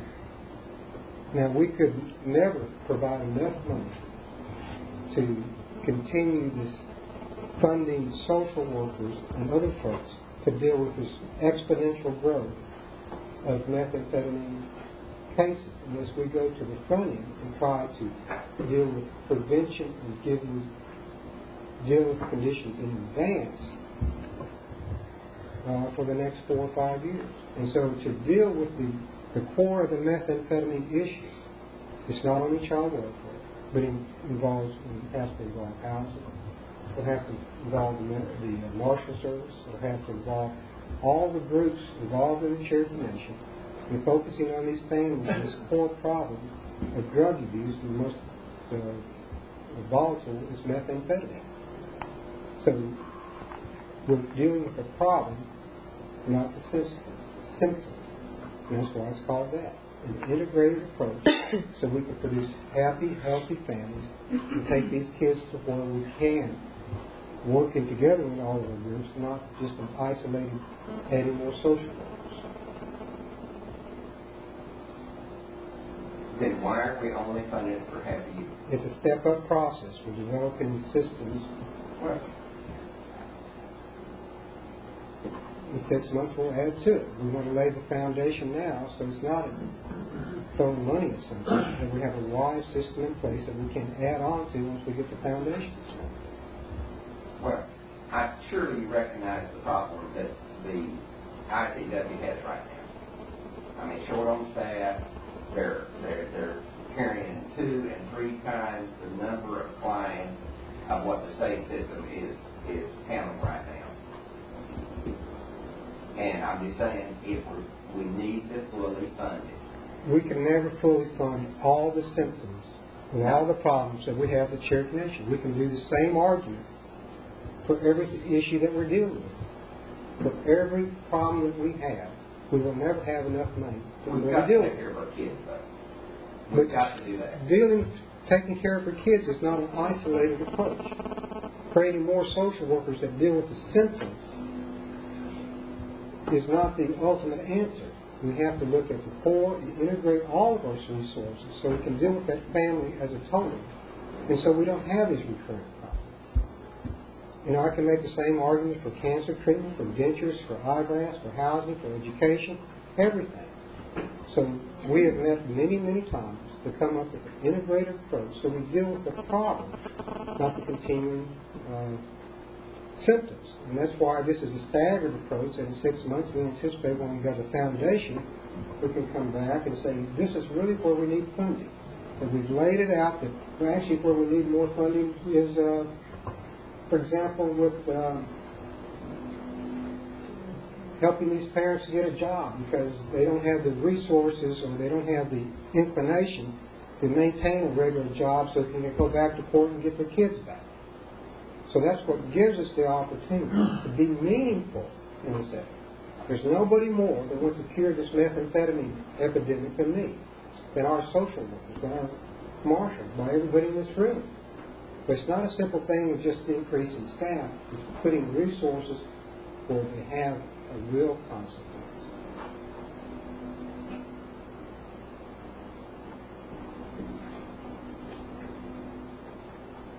Well, I guess where I'm having a little problem with this is we know we need the social workers for the kids. You need social, okay, let me finish. Let me wait. That's what I mean. Okay. We know that. We know that we need to add, I think they said 24. Then why are we calling the entire thing meth? That is, when you look at the rise of issues, when we actually laid out the cases, the dramatic increase for us being involved in child welfare from 5 to 10 years ago is because of the methamphetamine epidemic. And that's the real thing that's changed in the last few years that has caused a great growth in caseload. Does that mean that we're going to be able to detox centers to help get these parents clean? Well, what you need to do is a complete system. Once you get them clean, that doesn't mean they're going to stay clean. And actually, the research on methamphetamine is very spotty. I'll go back to these 72 cases of kids. Out of 72 cases, only one family was worked hard enough to get their kids back. And it's a new epidemic. It's a disease that nobody in the industry clearly understands. So when we work through this, one of the things that Norm and her group and I have been looking at, and you'll understand this very well, there is at some point that these families will never come back and get their kids. There is some point that the damage to the child is so great that he's been separated from his parents for so long that he's hung out there in limbo for years and years and years, and it's really a sin to leave him in that limbo. And so in this process, we need to actually make some very tough decisions, especially with methamphetamine babies. Now, the other drugs, they have a greater chance of rehabilitation. Cocaine, marijuana, other stuff. They got a decent chance of coming back. But the meth folks, this is something different. And so some of the hard decisions we may need to make is put less social workers with families and shift some of that work to developing foster homes or adoptive homes and quicker taking these kids from their meth families and putting them in families that really want them and take care for them and take care of them. So that's why we've got a 6-month step up to actually try to focus on the real core problems, allocate the resources, and be effective.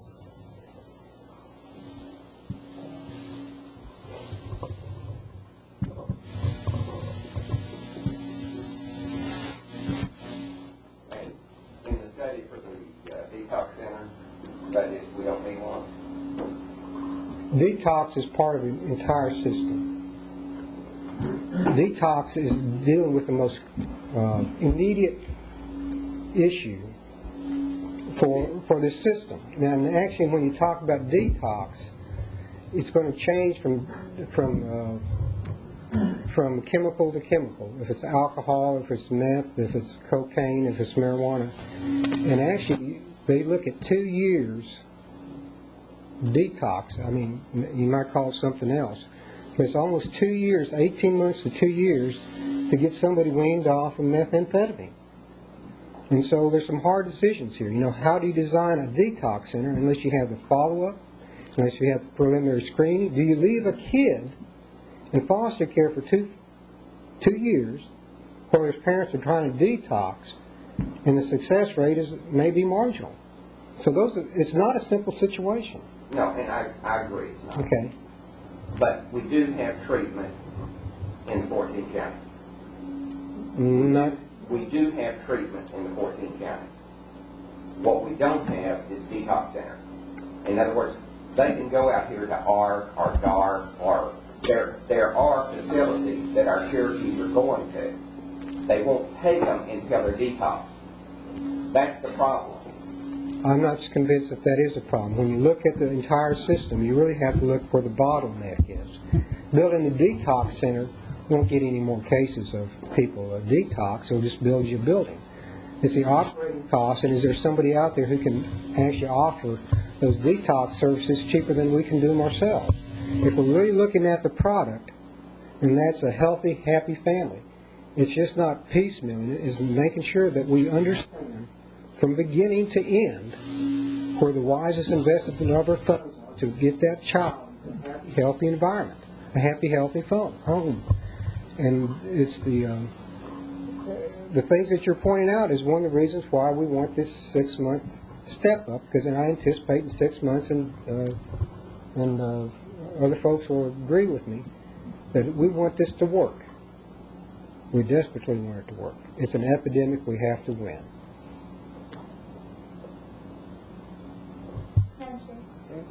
Yes, Melanie. I just wanted to address the detox center issue. We did do a study, and after some of the discussion over the last couple of budget hearings, let's sit down with the chair of the health committee to discuss it.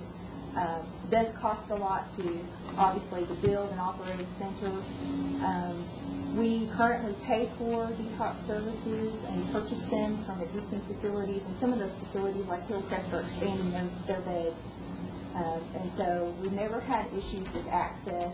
We've never denied, currently not denying any requests for detox services. And so the health department is here to address that specifically if you have any questions about access, but currently they're not denying any requests for that. I have 3 people that have questions. David, Joe, and then Melvina.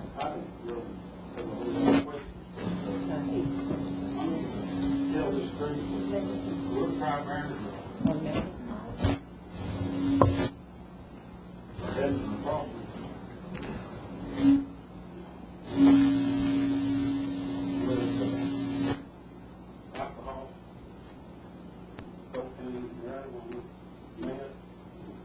I don't foresee the future if they're not doing nothing with it. That's right to it.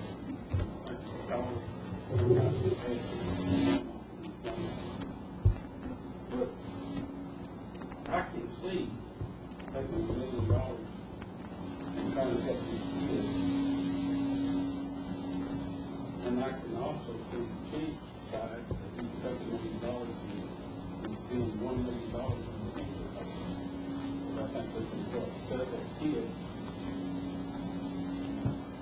$75,000 for $1 million.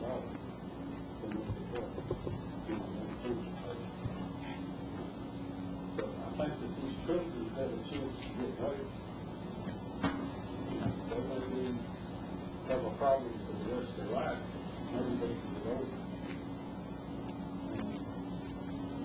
I'm starting for I see that trying to work with Let me quickly respond, Chair. In a former life, I was a lawyer. and I was a lawyer for the state in prosecuting child abuse cases. And I was actually a lawyer for Indian child welfare 10 years ago. So I understand Indian child welfare issues critically.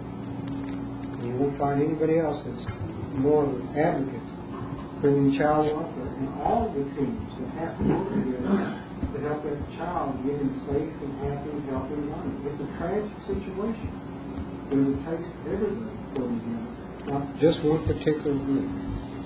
In a former life, I was a park manager and a law enforcement officer, and I was bringing those kids into the sport so you could serve them, I guess. Okay, so you're my client, right?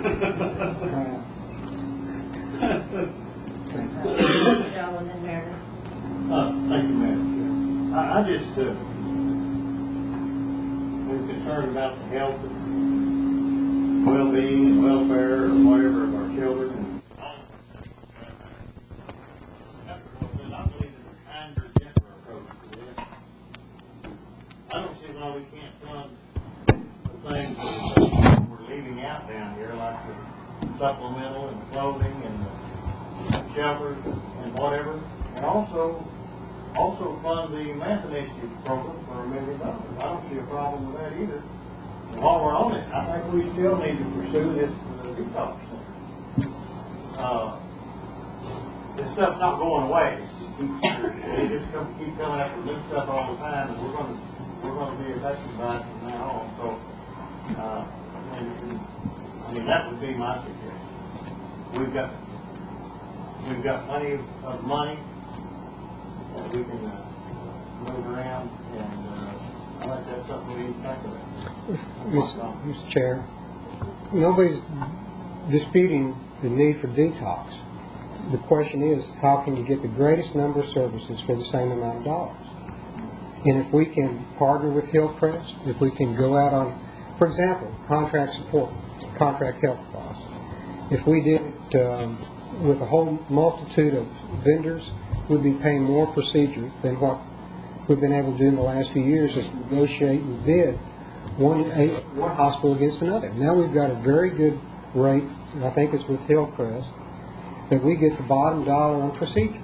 And the same thing with detox services. We need to look at the entire options to see how we can get the most effective and cost-effective detox services, not necessarily building the building, but seeing how we can get the most number of services, the most effective services, the most flexible services.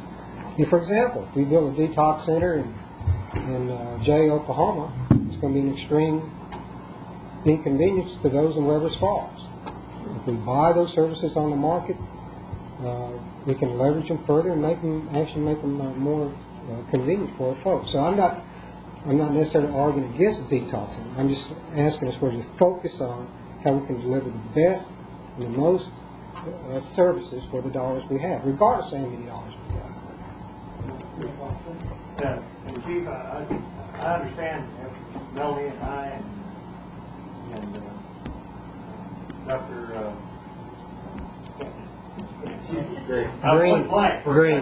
Green. We were talking yesterday, and I understand that we're providing services to folks, and there's a Hillcrest expansion going on.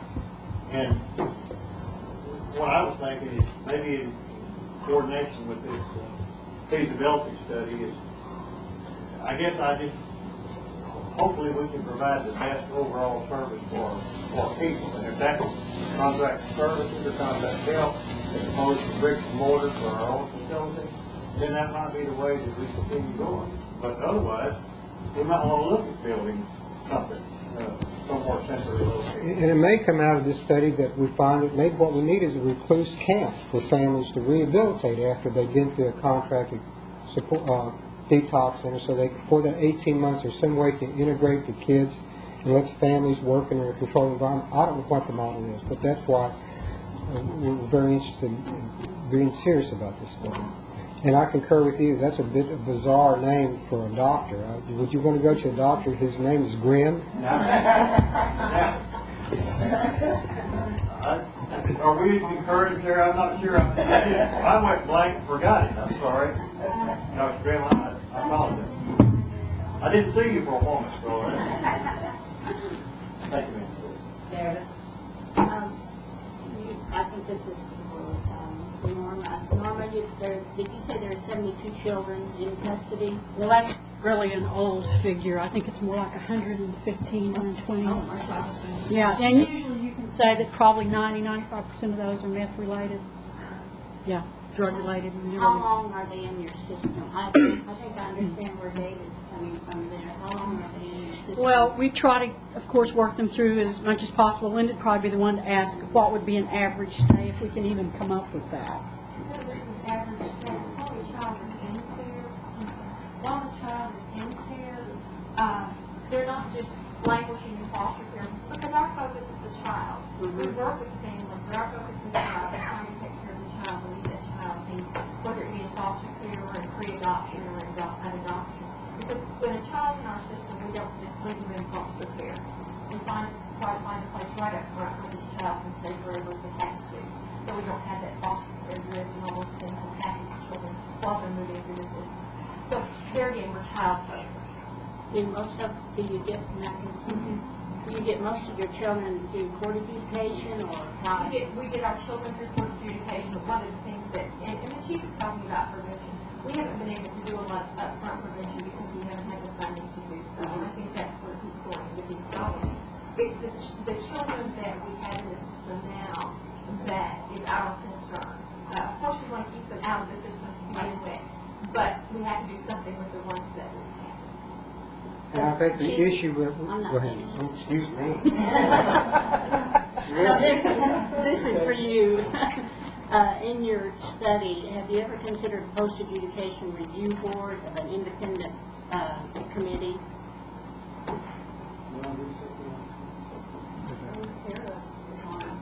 We're on several, especially children who are currently in the state custody system. We have our own internal for that 115 that are in Army Court. But in the state system, there's always those stackings of judges, district attorneys, and foster parents. All of those things are going on all the time. Because there again, our first concern is the child. So we're moving that child through the system. The parents may get well or not.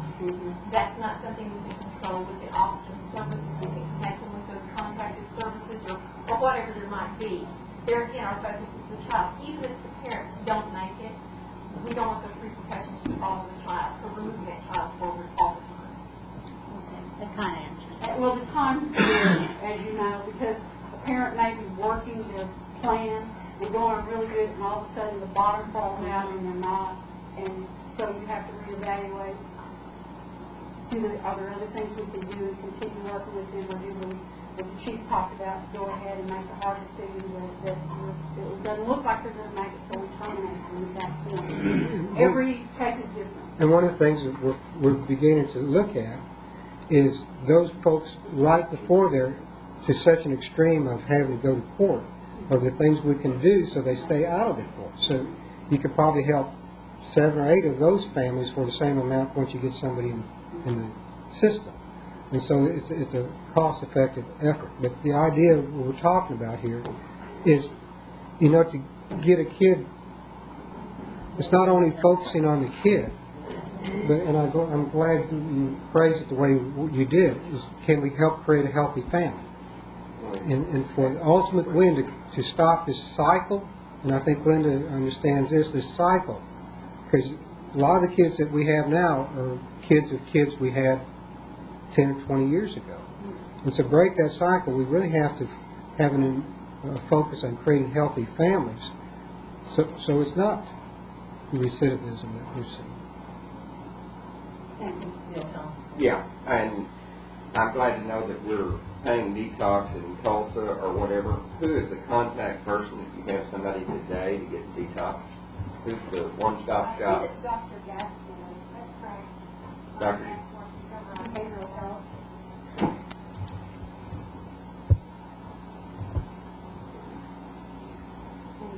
I can give you the number if you want.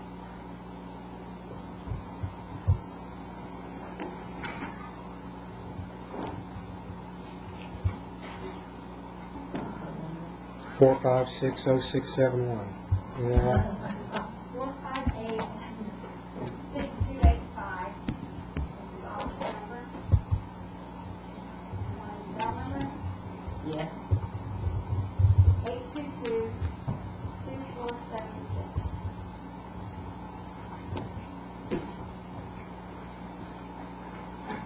With that, I'll go agree. I move that we adjourn. I have a comment. Chairman has a comment. David, you have a comment? Okay. I have a comment, though. On this detox center, give a little background. With child welfare for 5 years and with the juvenile department agency as juvenile officer for 15 years. I've been in the bail bond business about 16 years. One of the major things in regarding the detox center, and I understand where you're coming from, Chief, on your comments that you've made, and I appreciate those comments. If we actually had a detox center run by Cherokee Nation, I actually think that we would have a lot of people that would be clamoring to get into a greater volume maybe than what we can utilize the beds at specific facilities would be the thing, because they're just crying for help and nowhere to go. And I know because I see this every day. I spend my own dime when the families come to me and ask me, can you help me? So I spend my dime for those long distance calls when I'm on hold for minutes and minutes at a time to help certain families that ask. I'm not in the social work business anymore, but with the things that's going on now and the degree that we're impacted by the net problem, I think that we're going to have to really seriously look as a nation at trying to help a larger number of people than what can go to a private facility. And I know because I took those kids to those facilities, and at the time I was taking them to St. John's and Hillcrest, it was $10,000 a month. I don't know what your contract is. I don't know what it is now. But I know that was a period of time that we had them there for 5, 6, 7 months at a time. And the ones that had insurance that could afford it, when the insurance ran out, they kicked them out the door. That's what I'm saying. Our own facilities, I would appreciate the fact that if you would look at that and take a real hard look at developing. I'm not discounting building a facility. But, you know, it probably could be a mix of our own facility and outsourcing, you know, basic convenience, and even the design of the facility. You know, do you create a raider kind of situation, or you create a farm kind of situation?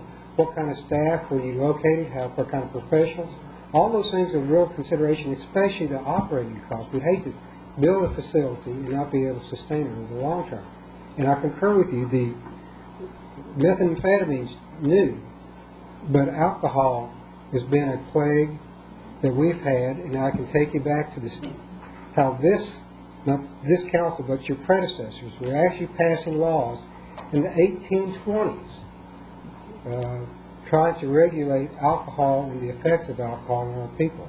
Even in the 1860s here in Tahlequah, we had a temperance society that was trying to deal with those plagues. So you certainly have my support, and I know we have your support in trying to deal with this problem once and for all, and we're very, very serious about it. I lose my train of thought about what I'm doing now. I have my hand up although. I mean, I think the child, ICW, for what the work that they do, I can attest. We have five kids that are victim of marriage in the family right now, and they're probably never had a perfect life. But my problem is, you said that when you call, over several years ago, when I called, somebody would be there just like this in court. If somebody needed one to go to the house, they were there. But the last 3 times I've had people call me. I don't know if it's a social worker that's there or what. No help. And I've called. I was lost. No help. I had a young boy the other day. Begging. Went back to jail because we couldn't find no help for him.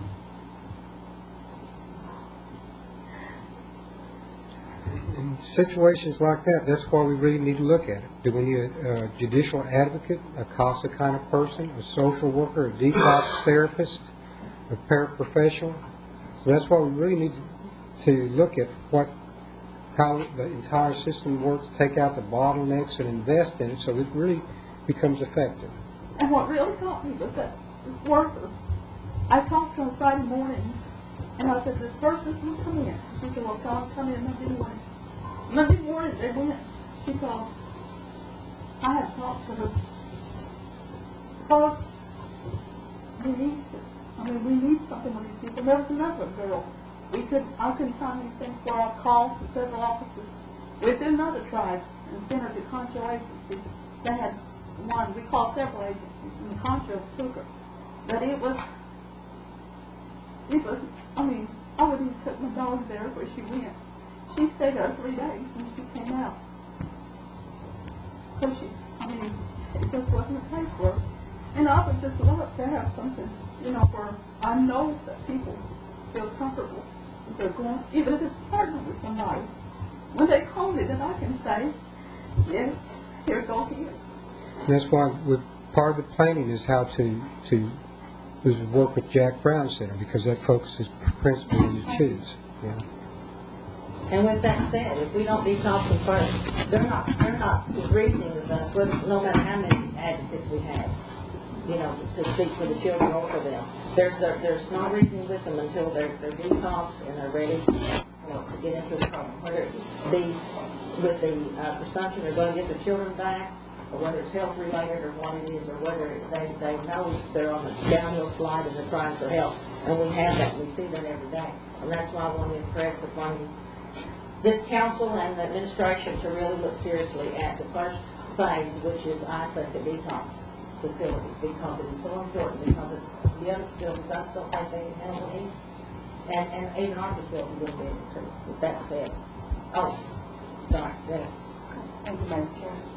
I just wanted to make a comment, and I think that, we're all on the same page. It sounds like we're all, very concerned for our people, and I think that's a good place to be when we're in unity with our concern. And I know it's a real emotional issue when we talk about our families and what problems they have and what they're going through. But I really respect the approach, the total approach or attack to this problem that we have with meth and different drugs, because that's the best thing. When we team up and we hit it from all sides, from every aspect, I think that's a good way to deal with it. And I thought Chief was going to be the only one to give a history lesson or refer historically to things, but that's how Cherokee people have always been. And I just can't imagine, we've been attacked by diseases before, by sicknesses and illnesses before, and we've survived. And I believe that this is the same way, and one of the ways that we're going to do that is to team up and to really look at the problem from all issues. I respect the cautious way that we're looking at some of these things, because there's not one way that works. I know that the council is very anxious to solve the problems of the people, and I respect that. It's a good feeling. That's a good thing. But not all things happen. If we didn't have this problem overnight, we're not going to have a solution overnight. The Lord, uses us tells us to be patient, teaches us to be patient. But we want patience and we want it right now. That's not going to happen. So I respect the team approach of trying to address the problem, because we're going to have to be very aggressive in our attack and our answer to those problems. So thank you all. All right, with that, I have a motion to recess for lunch, and a second, and all in favor? Aye, till 1:30. Right. Okay.